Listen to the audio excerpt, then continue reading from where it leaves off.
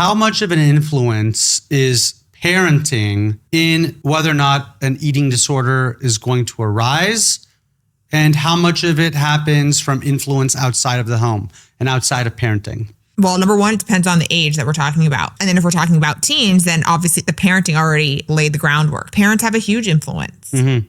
So does society. And depending on the age, that's the level of which parents have an influence, right? Mm-hmm. That doesn't mean it's their fault at all.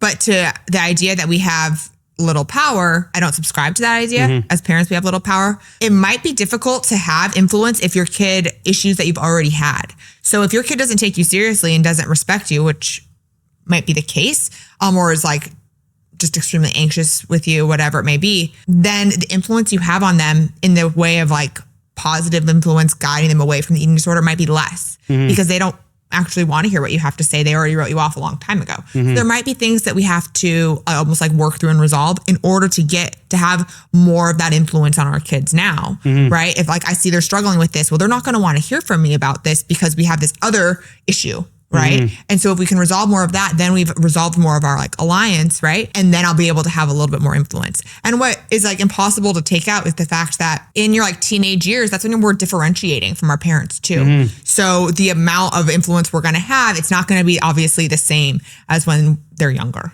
Yes. But parents, I mean, they're essential.